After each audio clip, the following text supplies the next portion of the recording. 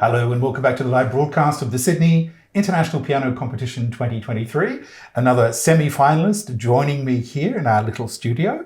Welcome and thank you very much for finding some time to talk to us, Philipp Lynov. Hello. Hello, lovely to have you here. Congratulations on making it this far. Thank you so much. It's quite a feat, this competition, isn't it?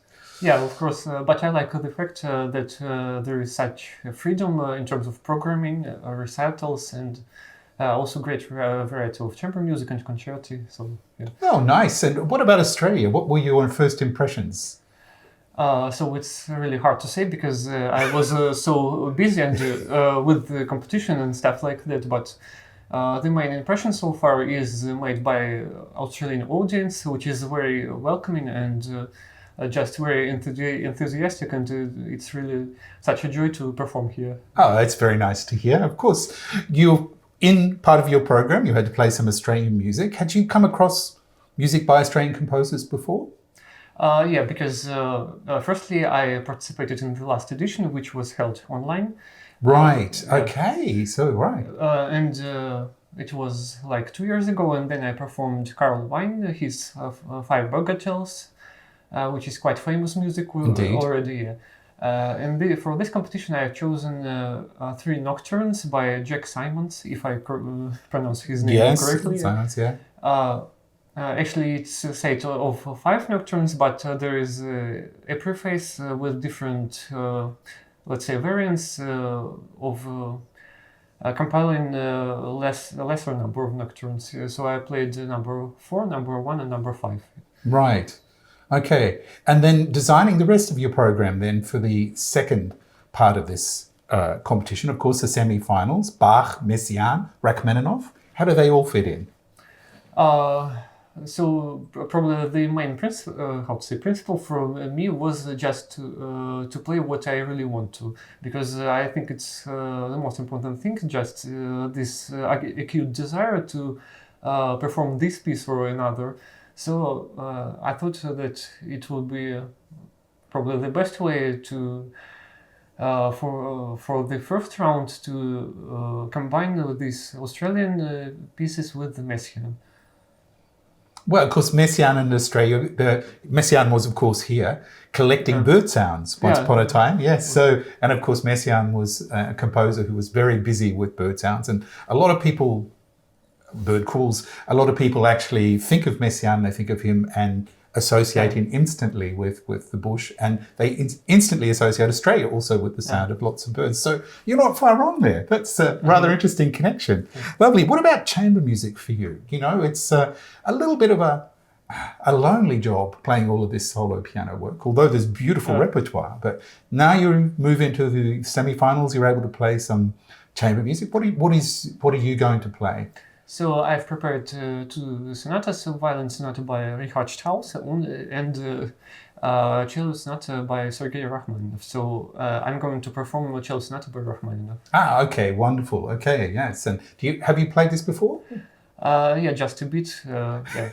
With some other fellow students. What's it like moving from the solo repertoire to the chamber music repertoire?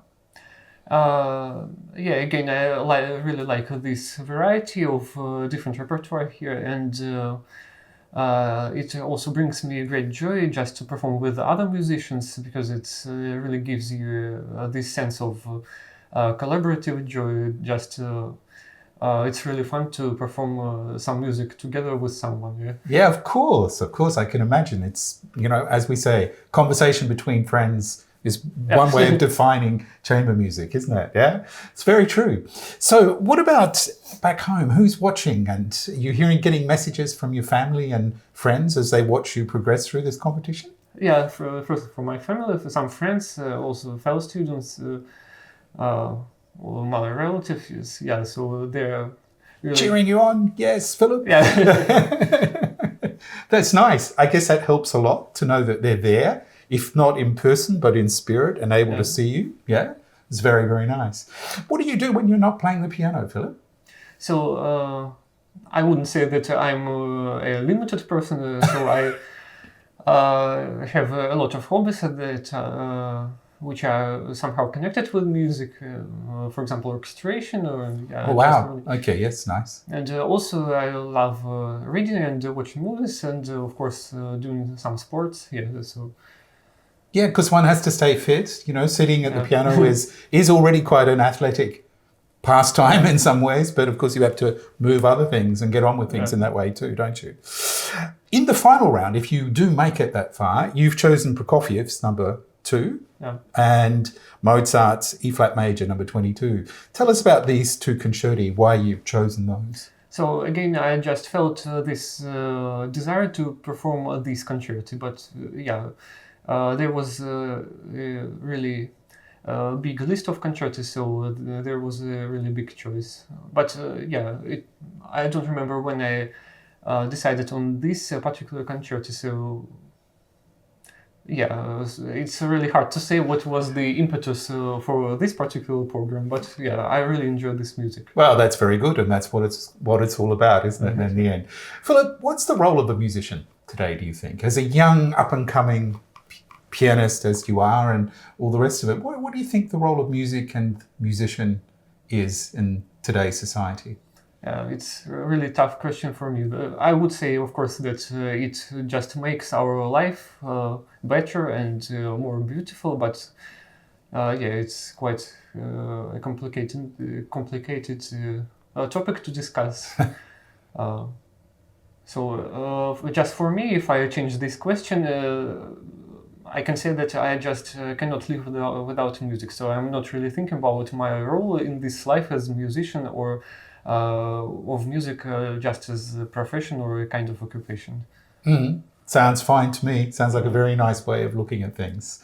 Philipp Lynov, thank you so much for speaking to me here. And you've been listening to the live broadcast, which is coming to you from the Sydney Conservatorium of Music and the Verbruggen Hall here at the 2023 Sydney International Piano Competition. Thank you so much. Thank you.